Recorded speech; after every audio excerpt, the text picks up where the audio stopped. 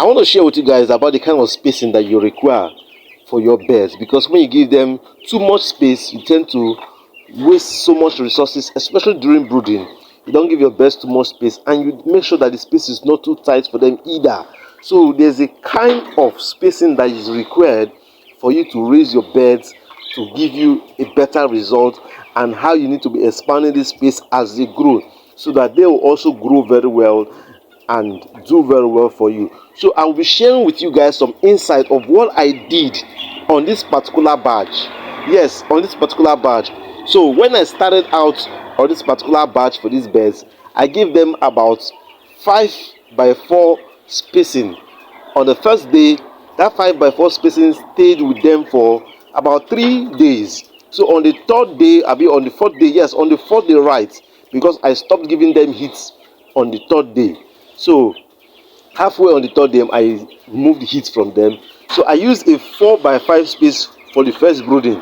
So in that case, I had to spend lesser for heat, because heating up a 5x4 space that is about, let's say, about 2.5 foot height is going to be lesser compared to when you're heating a full room of 12x12 or 10x10.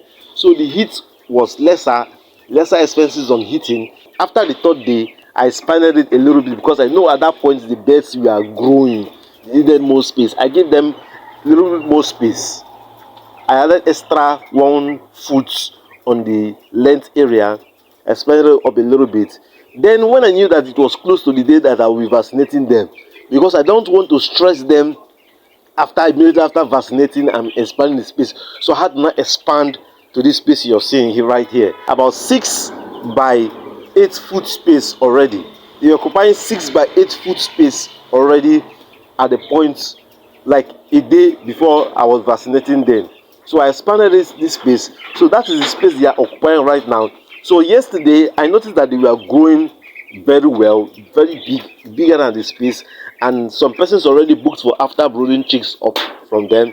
So I had to sell about 12 of them that yesterday. So even today 12 has also gone out. So what we have right here is about 78 broiler chicks, although we have some Norlas jumping from this area into this area. You know, the Norlas can jump. You can see right over there, that's a Norla, that's 2 over there, and 1 just came down here. So we have some Norlas that are jumping from this space over here. So this space right now is tight for them. If you can see, the brothers are doing exceptionally well. You know, some batch of brothers will just do amazingly well, and some will just be giving you some funny challenge. So that's why from the onset you need to monitor your birds. And these guys, when I brought them, you know, due to the fallout from the previous set that we had, I had to be very careful, and somehow these guys did amazingly well. You know, one of the things I spotted out in these birds is that they grew evenly, and that's because I gave them much feeders, you know, when brooding them. So I had to make sure that I still give them more of the feeders so that they grow evenly. So hopefully before the end of today, I will be expanding them up to this point. So the weather is looking like it's going to rain, so that's why I'm delaying the expansion, because I know over here I need to fix that spot. After fixing that spot, I will then have to move these guys backward and give these guys more space. So the spacing that your birds require really matters. So like these guys now, this space is already tight for them, and their litter is already messy. So I will have no choice but to change this litter today. So you see, the litter is already messed up. So the kind of space you require to give your birds really matters to help them to grow very well. Like these guys are doing amazingly well. These are 2 weeks plus 2 days. So you see how well they are doing. They are doing amazingly well. They have eaten over 2 bags of feed. So they are doing amazingly well. So if you're here to subscribe to this channel, please do well to subscribe. And you watching this far, I will encourage you to like. So today is just a simple vlog. I'm just getting to show off my very healthy chicks to you guys. And funny enough, I've not given these guys every form of medication for coccidiosis, but I'm just hearing some sneezing, some mild sneezing. I heard some mild sneezing. So I'll still monitor them very well, you know, just in case they might need medication for CRD. So note that the way I raise my birds, I try not to give my birds too much of medication. Yes, I try not to give my birds too much of medication, except when I notice that there's a need, there's a serious need for it.